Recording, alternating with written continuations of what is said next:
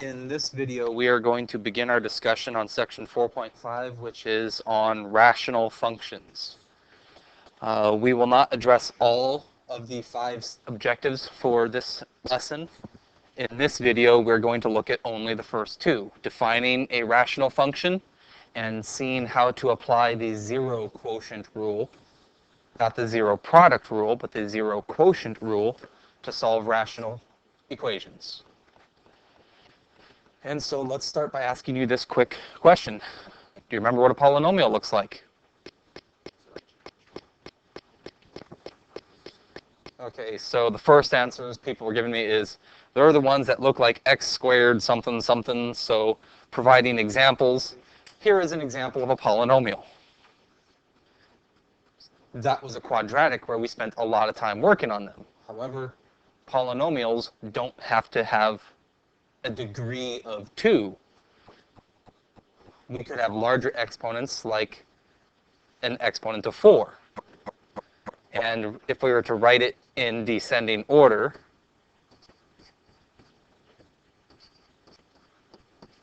here's another example of a polynomial.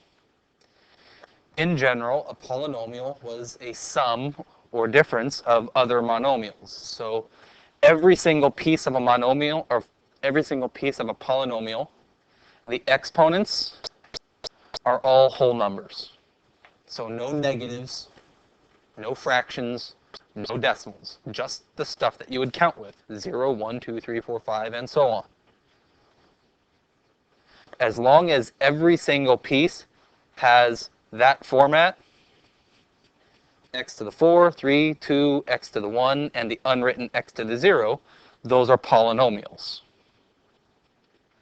A rational function, the primary topic for section 4.5, it's just a fraction of 2 polynomials.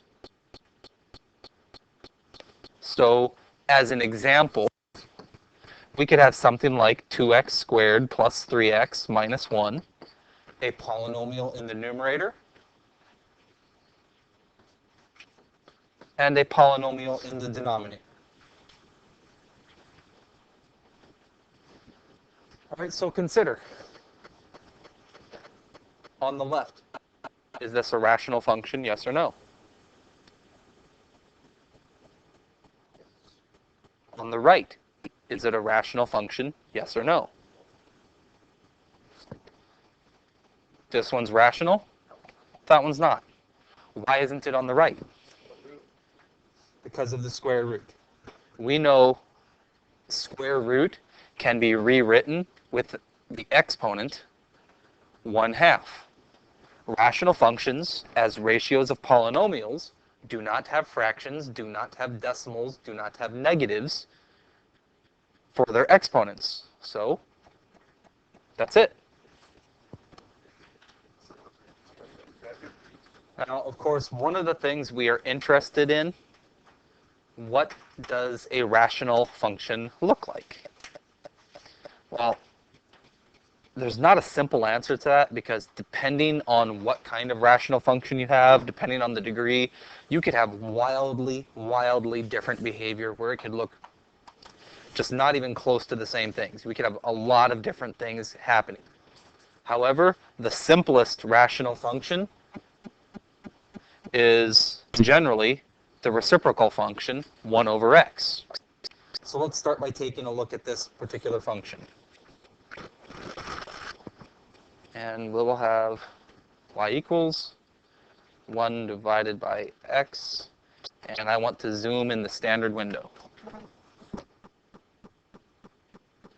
So what's going on? A couple things worth noting.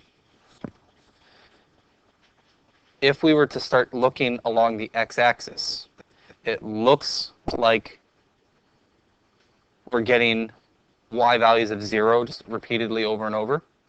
We actually have a horizontal asymptote here, where on the left-hand side and on the right-hand side, basically the graph is getting smushed down closer and closer to 0. So we could have y values of like 0.00000000000000000000001, and even smaller numbers. We also have a vertical asymptote going on the y-axis. What's going on right in this area? And what's going on right here?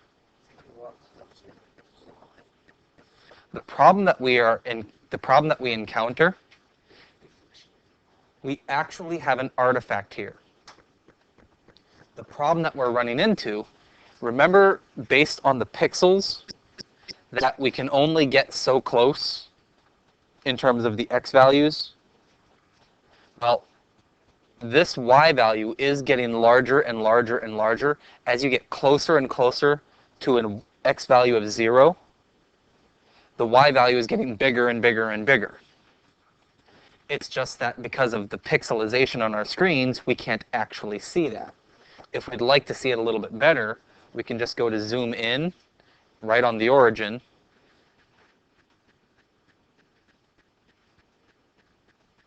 And see the pixelization for part of the gaps. And change my window so that instead of going to negative 2.5 and 2.5, we'll say negative 10 and 10 once again.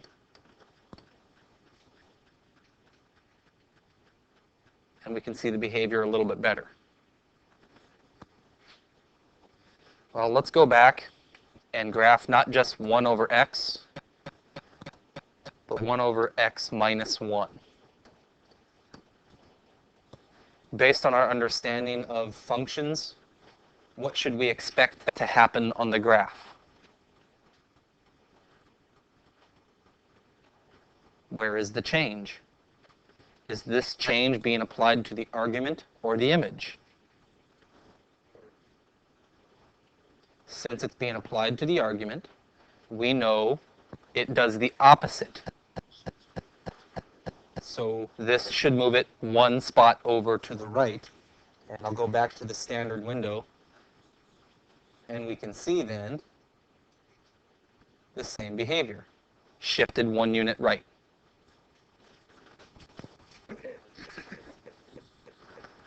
This is the zero quotient rule.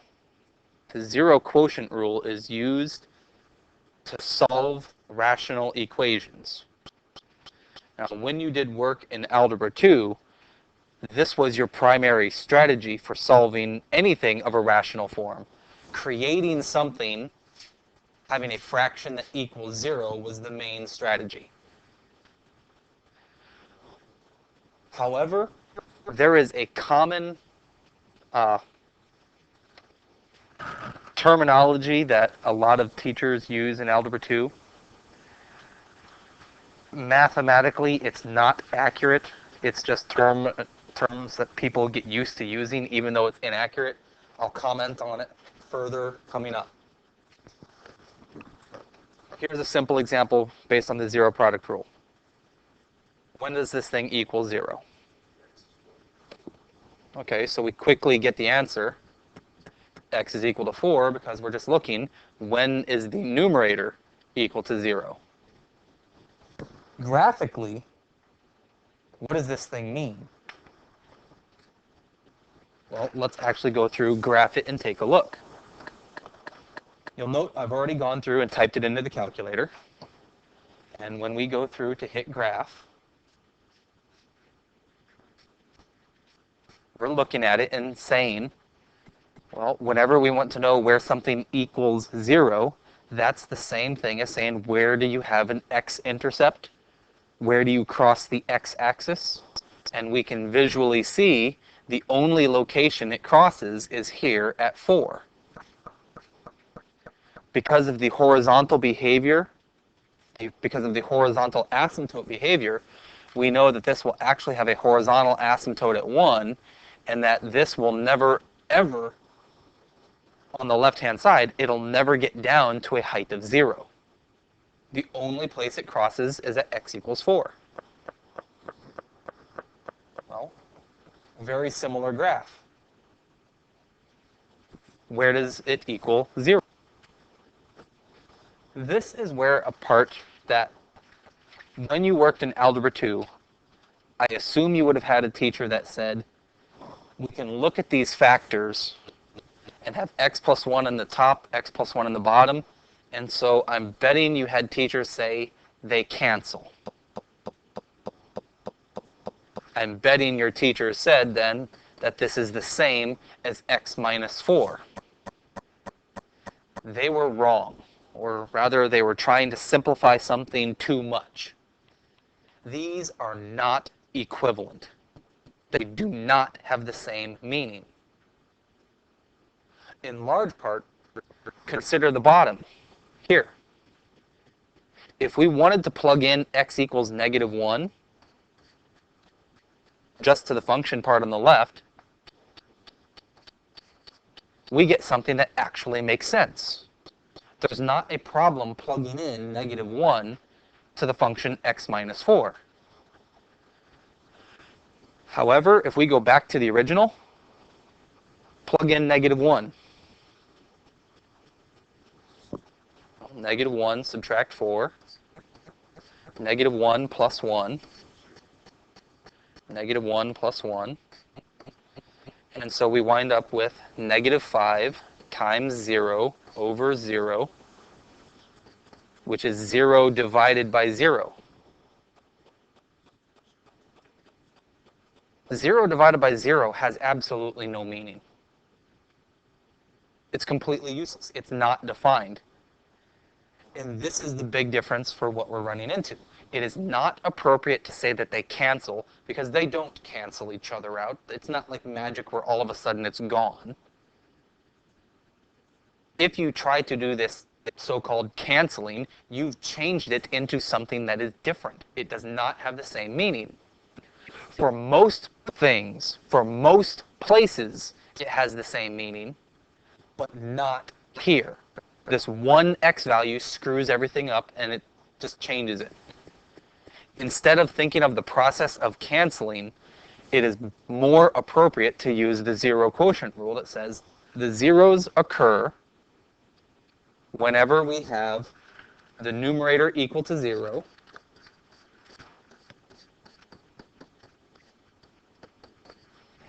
but the denominator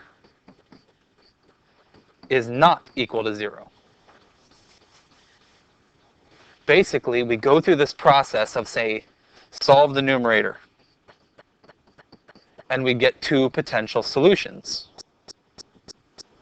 However, we have a restriction based on the denominator, which rules out that one possibility. I'd like to go down now and use the calculator to show you the difference between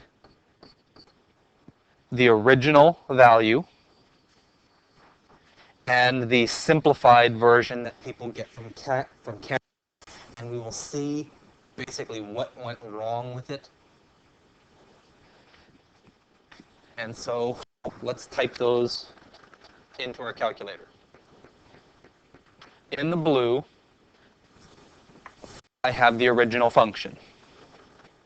In the red, I have the simplified version. Take a look at what happens with them. Here in the blue is the original. Hang on. I think I had something typed in incorrectly. I got to go back and look at it. Yeah, I typed in x minus 4 here. I was supposed to type in x plus 4. I had my symbol incorrect. Okay, so there's the blue, the original function. And now we get the red, which is the simplified version. So why can't we say that they're the same? Visually, I mean, seriously, it went right on top of it. This is where using the table is beneficial.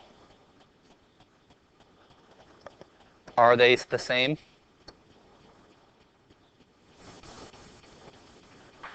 For most places, yes. For most values, yes. we can look through and see the y values being identical virtually everywhere except this one spot at -1. I'm trying to emphasize this really, really heavily so that you are actually I'm trying to emphasize it so that you don't neglect this fact. The most common mistake I've seen students make is ignoring this restriction. The denominator cannot equal 0. And yet many students will ignore it and they wind up with wrong answers because they don't follow the entire rule. I'm trying to emphasize it heavily so that you don't make this really common error. Consider here.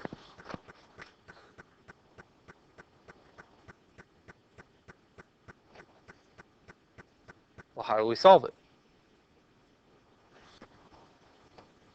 We need to have the numerator equal 0, but we can't have the denominator equal 0.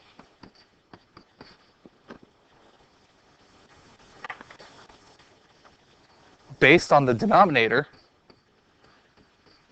we know that x cannot equal -2. If we try plugging in -2, we're forced to divide by 0.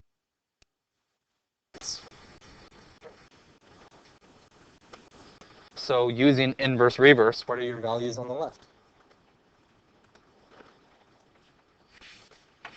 We'll add 4. And then to get rid of a square, we'll take a square root. And remember, anytime we take an even-powered root, we get positive or negative values. However, one of those values is removed by the restriction from our denominator. The only value we have, x equals 2, is our solution.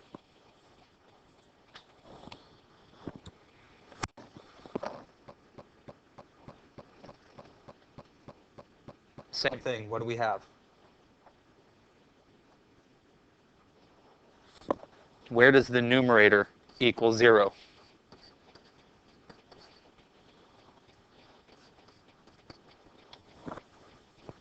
All right, the numerator equals 0 when x equals 4. That is our list of potential solutions. We also need to check, when does the denominator equal 0?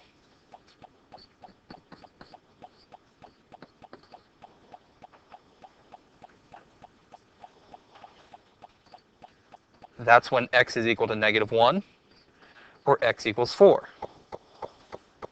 Wherever the denominator equals 0, these are restrictions, which mean they're not allowed. We can't use them. Not for a solution, not for evaluation, not for anything. We can't use these x values. They don't make sense. So, what's your solution?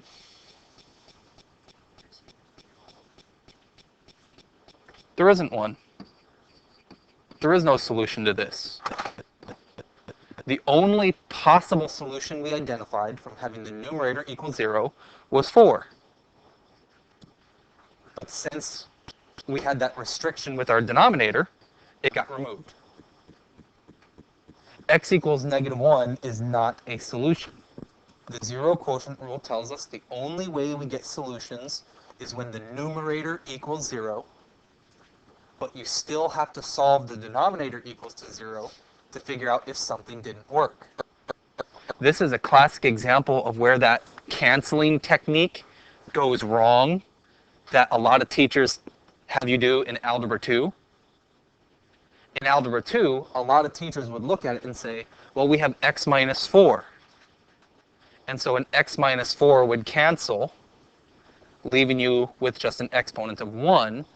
And so you look at the problem and are taught, now solve this. And so if you solve that one, you still get the answer of 4, and you're wrong. Many Algebra 2 teachers who show this canceling technique make mistakes because it's not emphasized enough. The denominator equaling 0 gives you restrictions. It removes any kind of solution. And here is now our toughest one to look at. Solve this.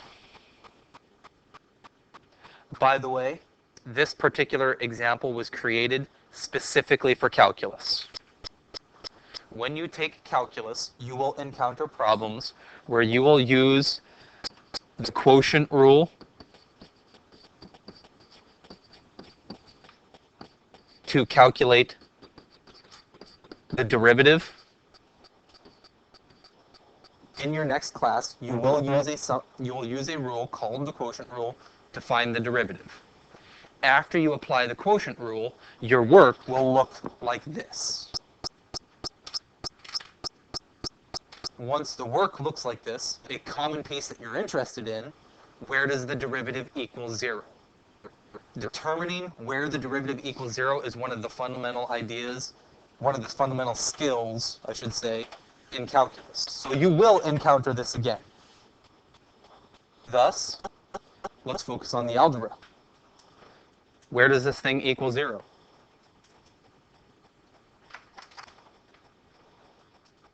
We know that we need the numerator to equal 0, but the denominator can't equal 0. So what kind of restrictions do we have? By looking at the denominator, you should instantly recognize we are not allowed to use 4. It will be ruled out as a solution for equaling 0. Looking at the numerator, how are you going to solve where this whole thing equals 0? Well, that's a skill that we have spent a significant amount of time working on. What strategy works? Inverse, reverse, zero product rule, quadratic formula, guess and check. Right? You're recognizing the zero product rule because they both have a factor of x minus 4, which can be factored out. How many of them got removed? Taking the smaller of the two exponents, that's 2 of them. So 2 are removed. 1 of those would be left behind. They also both have a factor of x plus 1. What's the smaller exponent? So take out 1 of them, and we can then visually see what's left. We have left behind 3 x plus 1 minus 2 x minus 4 equals 0.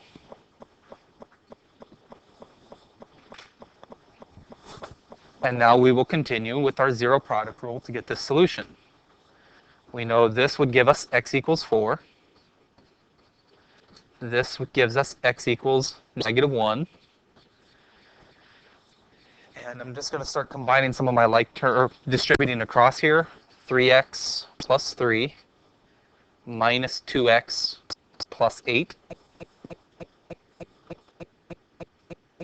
Combining those like terms, we have x plus 11. So that gives us our third value. X is equal to negative 11. This part in the blue gives us potential solutions. The part up here in the red are restrictions we can't use. Removing the restriction, we have our 2 solutions. And we're done. And that finishes up our discussion for today. Looking at section 4.5, on rational functions. We've addressed the first two objectives. What is a rational function? You should be able to identify them, recognize them. We have also examined the zero quotient rule. You should have the skill to apply the zero quotient rule to solve for solutions.